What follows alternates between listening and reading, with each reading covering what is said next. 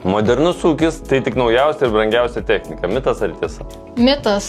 Modernumas prasideda pirmiausia nuo aiškių procesų, duomenų analizės ir strategiškai pagristų sprendimų. Mažam ūkiui efektyvumas nėra toks svarbus kaip dideliam ūkiui. Mažas, ką man, aš viską matau, viską girdžiu, ką man ten dideliam ūkiui, tai va jau čia reikia efektingai dirbti. O man tai čia mitas ar tiesa? Mitas. Mažame ūkyje kiekvienas netikslus sprendimas turi dar didesnį finansinį poveikį. Didelis ūkis netaip greit pajus, jeigu padarai klaidą. Taip. Klaidą. Smulkiam tai netgi dar svarbiau. Ūkio diagnostika gali padėti atskleisti paslėptus finansinius rezervus, kad vis dėlto yra tų pinigų. Tiesa, išanalizavus procesus ir skaičius, netgi dažnai paaiškėja, kur prarandami pinigai ir laikas, o tokie svarbiausi resursai.